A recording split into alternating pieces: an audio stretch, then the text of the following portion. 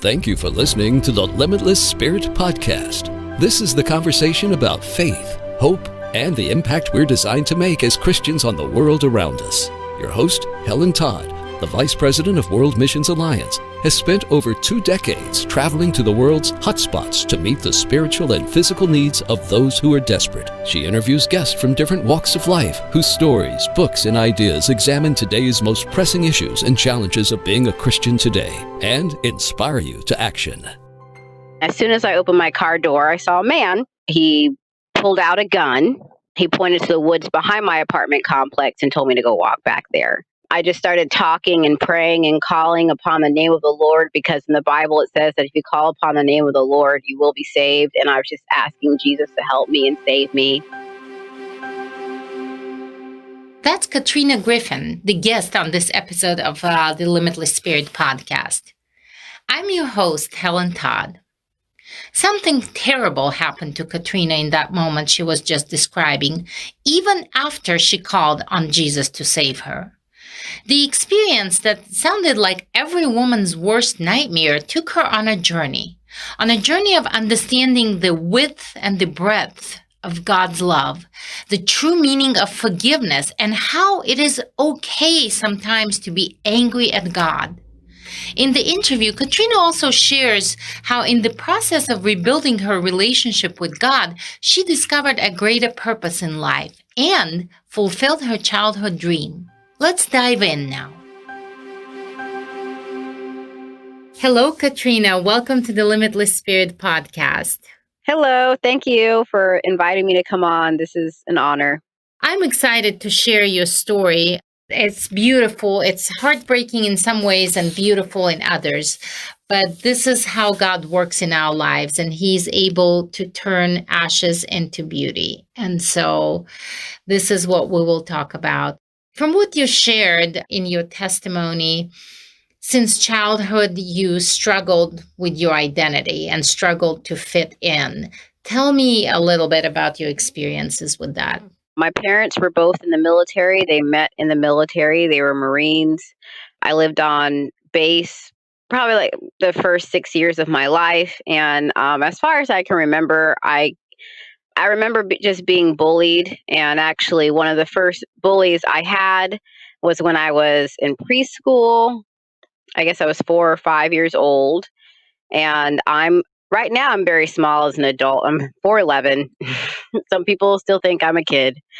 So then I was very, very small for my age. And there was another girl in my class, and I later found out that she had abusive parents. But she essentially bullied me. There is a time I remember where she pushed me off a swing and stuffed sand in my mouth. And, I was very young. I went to a teacher, and I think the teacher had too many kids that she was watching, and she just yelled at me and told me to go rinse the water out of my mouth. My bully happened to be white, and I'm African American, and she would tell me that it wasn't okay to be Black and that we couldn't do anything. And, during this period, I didn't feel like I was getting much help from the adults too. So I just internalized all those things that was going on in my heart, and I believed them. And that followed me into, once my dad retired from the military, we went to a more predominantly white area, and it was a nice middle class area, but there were not many other Black people there. So just being different and knowing that I'm different, I struggled with that. So, and that kind of followed me into middle school as well. Then when I was in school with other people who looked like me, more Black people, I wasn't accepted by them because they said the way that I talked was white, and they made fun of me for that. And so I just felt like I didn't fit in anywhere.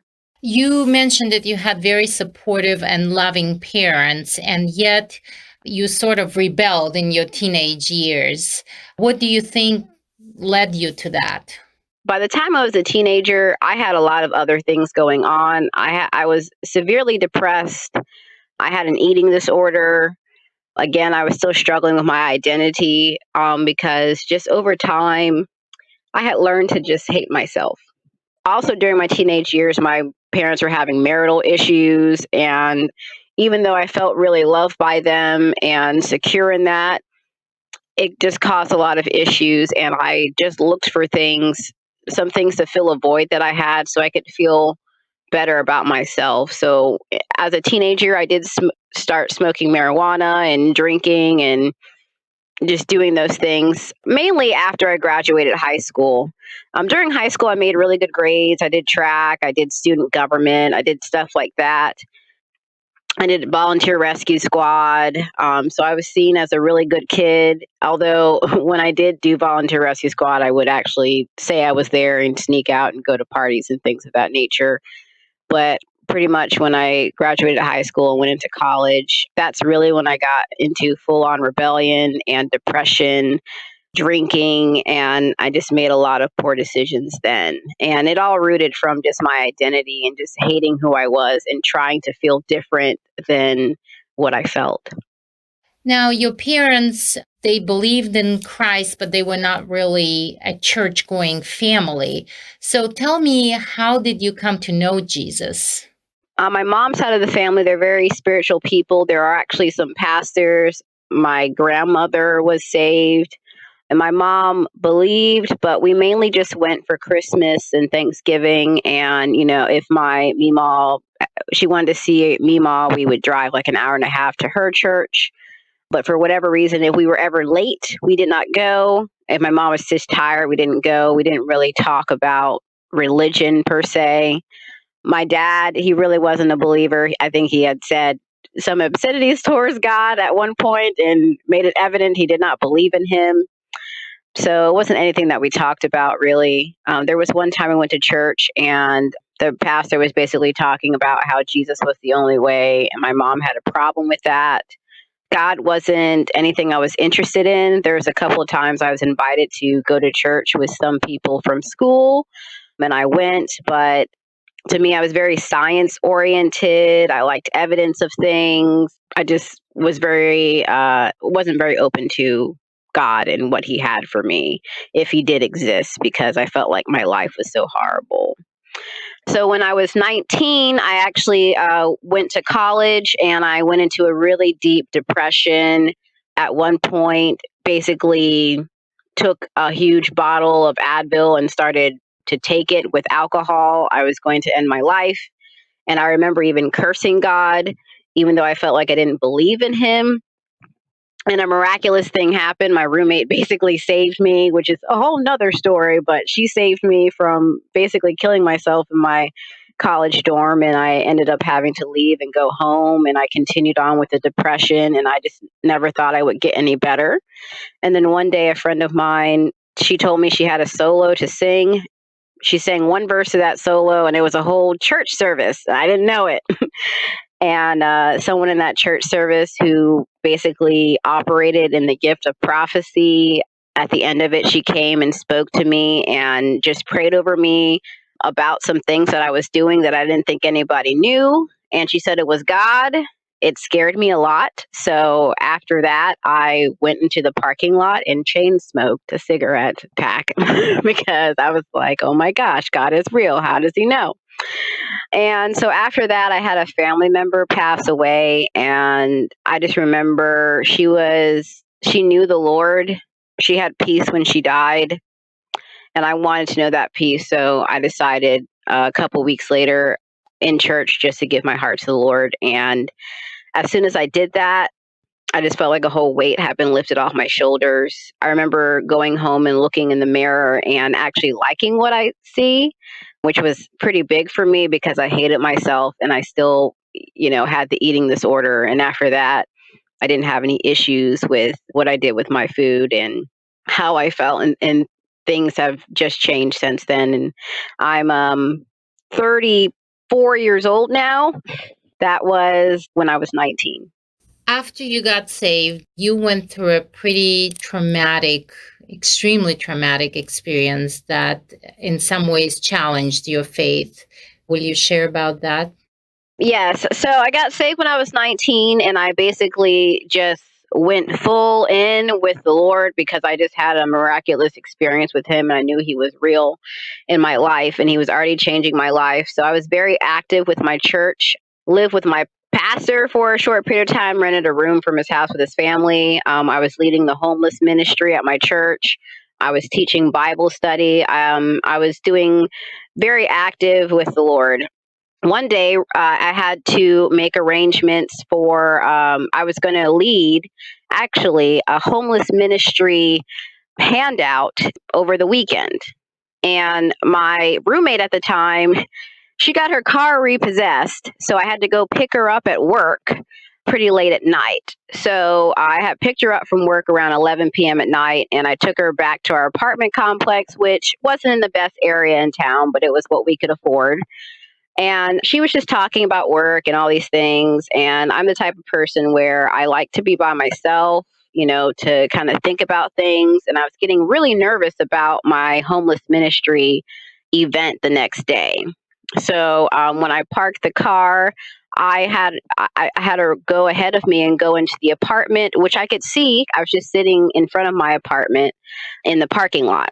And so she went inside, and I prayed and did some worship songs so I could feel better about what was going to happen the next day. And I really felt like God was saying, I'm with you. And I felt better. And as soon as I opened my car door, I saw a man. He was walking down the street, and I kind of just I didn't look at him. I just kept walking. And as I walked, he basically picked up his pace and was standing in front of me. And when that happened, he pulled out a gun. I actually tried to give him my purse, but he didn't want my purse. And so after he pulled out the gun, he just told me to be quiet. He pointed to the woods behind my apartment complex and told me to go walk back there. So when this happened, I had a whole lot of things going through my head. I remember hearing that if anyone ever comes and they take you to a different location, that's where they're going to kill you.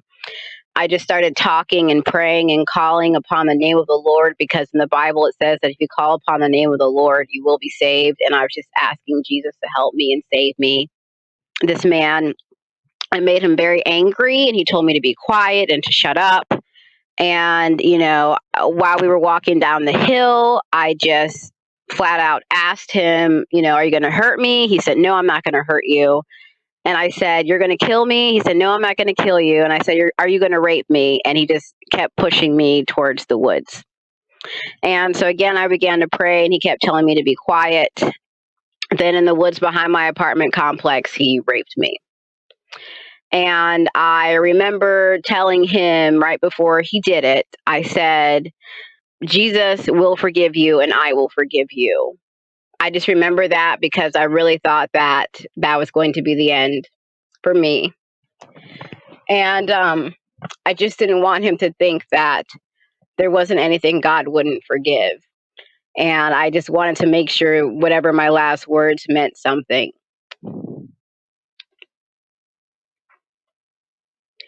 So afterwards, sorry. That's all right.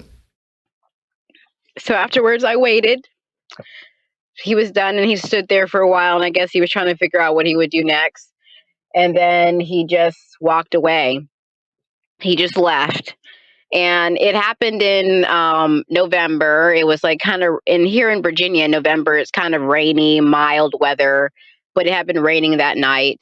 And as soon as I could hear him walking away and the leaves underneath his feet, I knew he was gone. So I got up and ran to my apartment, and, I told my roommate, and then we contacted the police and did all those things that you're supposed to do after that happens. It actually made things a little bit more difficult because I felt like, okay, well, I survived. I did everything I could. And now, odds are they're probably not going to find him because it's been raining. I was just kind of beside myself. I told the police, and a couple days later, they brought me in, and they basically told me that I made the whole thing up.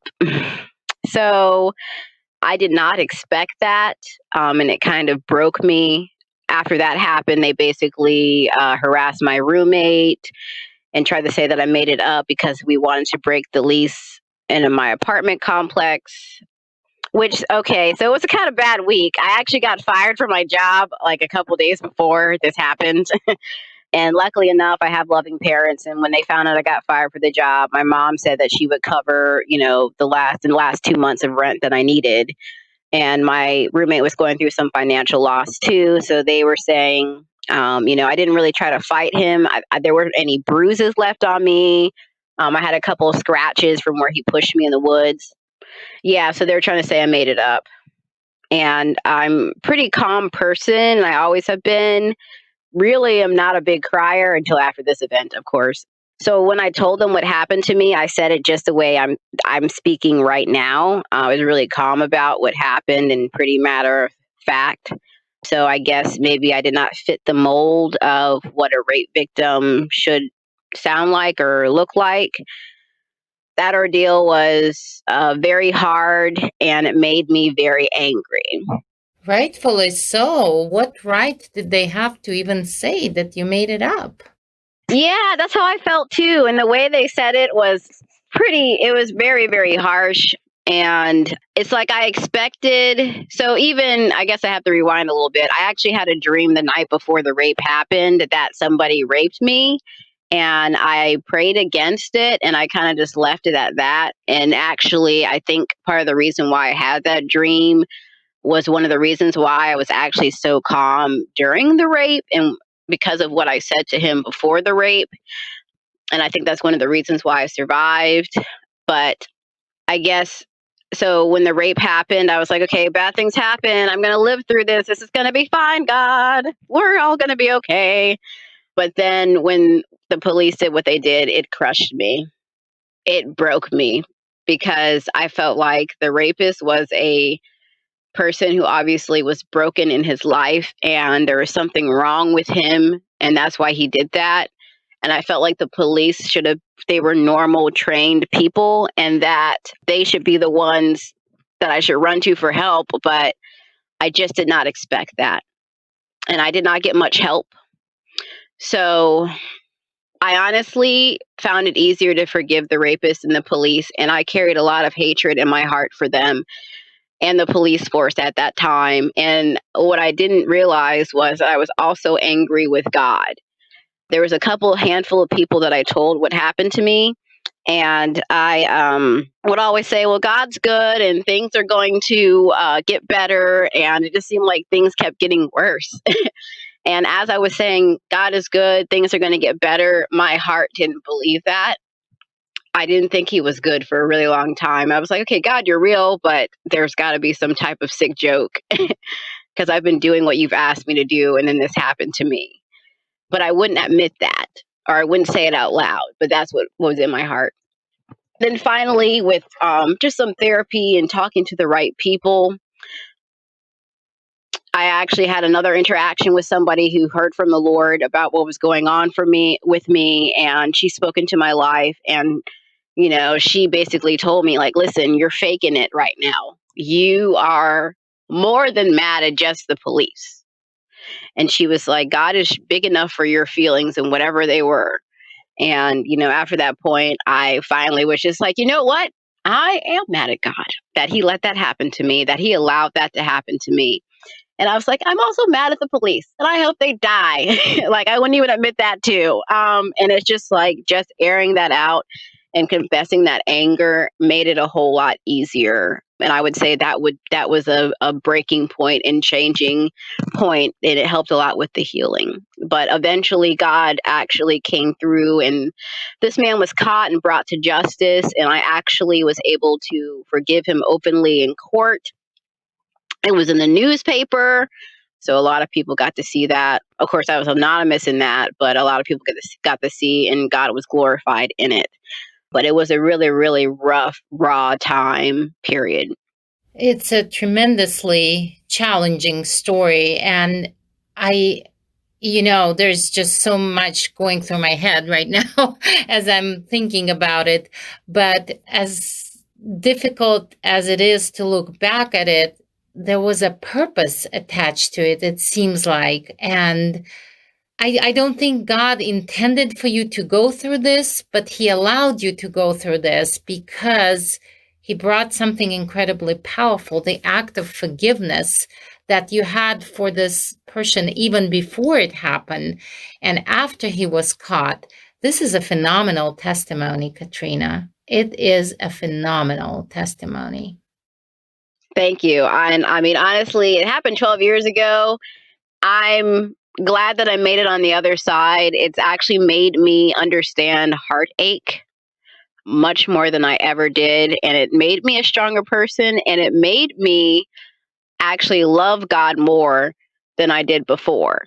It sounds kind of crazy, but I also had someone else speak into my life. They were just talking about how this happened so God could show you how much he loved you. And I thought it sounds so crazy, but I actually had prayed like before this had all happened. I was like, Lord, I want to be completely sold out for you.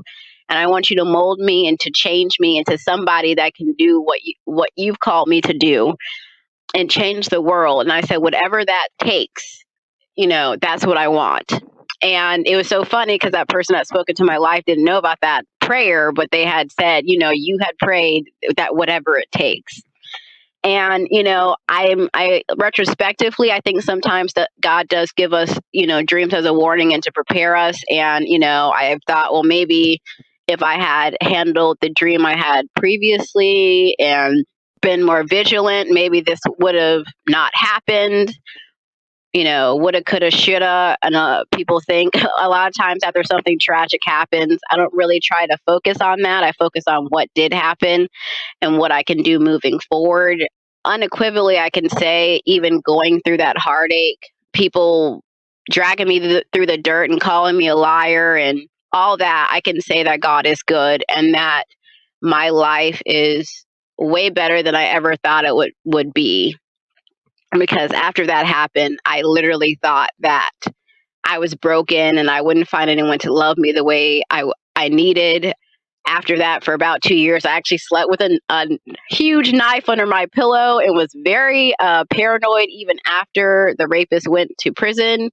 And now I can tell you I'm in my right mind and I'm married to someone who loves me very much and I'm happy and I have joy and I'm doing what I love to do. You've dreamt about doing missions work even since before you were a Christian. And God, he gives us desires of our heart and our dreams. And so you have been quite involved in missions work as a nurse practitioner and as a child of Christ. So tell me about your favorite moments from your missionary journeys.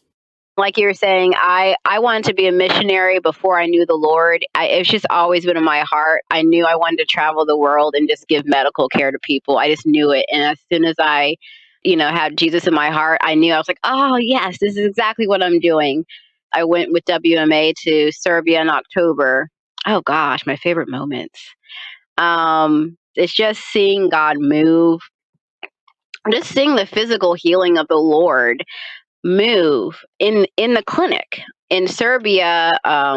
I guess a turning point for that trip is here in America. I'm a nurse practitioner, and when I can, I pray for my patients. I'm in a room by myself, and I've seen God move and people be healed of like end stage renal disease where their kidneys start working, debilitating pain where they're able to walk again. And I just really wanted to see that in Serbia. And when I got there, I was praying for people. I didn't really see any physical manifestations quite yet, but we were in a gypsy village, and there was this one woman. She told me, she said, "Oh, my shoulder hurts." And I almost kind of didn't believe her. She's like, "It makes a big clicking sound." And I was like, "Okay, yeah." And then she like raised her shoulder and it literally popped because it was not in place. Like she had dislocated her shoulder somehow. And it had been like that for months and months. I don't work in the ER in America. I work for vascular surgeons. So I don't put anything in place. I don't put any bones or muscles or set anything. And so she was just telling me, because I was, seen as a doctor there, and, just put it back in place. And it's like, well, first of all, it's been out of place for 2 months. We have like a 30-day window here. And secondly, I've never put anyone's arm back, their shoulder back in. I had tried one time in school and I had the help of like 3 other people in an x-ray. So I was like, sure, I will try my best. And I had her raise up her arm and I literally just said, God, I don't know how to put this shoulder back in place, but you know how to put this shoulder back in place. And I commanded that shoulder to go back in its socket. And I didn't hear any pop or anything, but she put her arm down and she started windmilling her arm. Her shoulder was healed, and she went throughout the village and just told everybody what the Lord had done. So those are my favorite parts of the mission field, just like the adventure and just seeing the manifestation of the Lord. So, do you feel like you have discovered your greater purpose? Absolutely. I feel like as soon as I was saved and just got in the Word of God and just started getting discipled by people, I knew I had a greater purpose. I had people speaking over my life saying that you have a greater purpose. So I most definitely know I'm on the right track and where God wants me to be. Just given the opportunity to lean on Him, I really do feel like I found my greater purpose, and it's because I know the Lord and I've had people just disciple me and push me in the right direction too. So, what is your greater purpose? My greater purpose is to just spread the fire of God. My purpose is to show people that God moves today, in spite of your heartache, in spite of where you come from, in spite of everything and whatever your circumstances, that God is real, that He cares for you, and that He still moves on in this physical world right now and can change anything. There's nothing that's impossible to Him, and that we can operate in that. And I'm most definite sure that that is my greater purpose, and to let people know about that. That is incredible. And thank you so much for sharing your story. I know that it's probably painful going back into these memories, and yet there is so much hope in your story. There is so much encouragement. And so thank you so much for coming on this podcast and sharing with us. You're welcome. And thank you for this opportunity. I was actually telling my husband, because I've spoken about what happened to me multiple times, but I always tell him, I was like, gosh, when I'm really talking about it and really getting to the deep things of it, I always tear up. And I tell him I have to go to that place because that's where the breakthrough was. And that's why I get so emotional with it. And, I guess I could say I enjoy telling my story, even though it's difficult, because I know it'll help someone who's been in the same predicament. One amazing thing about Katrina's difficult story is that God confirmed His presence in her life in the most difficult moments. No matter what kind of heartache you're going through today, I hope Katrina Griffin reminded you that God can bring something very beautiful out of it. Forgiving the unforgivable brings a shift in a person's life. It doesn't excuse the one who hurt you from the consequences of their actions, but it releases you into a higher dimension and a more fulfilled and meaningful life.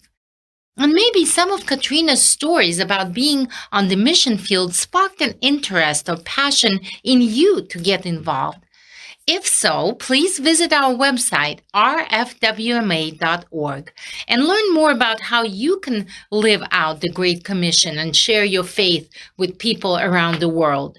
Also, on this site is the information about the upcoming Greater Purpose Conference that will happen in May of 2021. You don't want to miss on this gathering of folks like Katrina who have found their purpose in doing missions work and serving God around the world. Again, check the website rfwma.org. I hope you're ready for a blessed and exciting year 2021. Until next time, I'm Helen Todd. Limitless Spirit is produced by World Missions Alliance. If you believe in the importance of the Great Commission, sharing Christ around the world and helping those in need, check out our website, rfwma.org. If you liked what you heard, consider supporting the Limitless Spirit podcast by going to rfwma.org/give. Subscribe to the podcast on your favorite platform and leave us a review. Tune in next week for another exciting episode.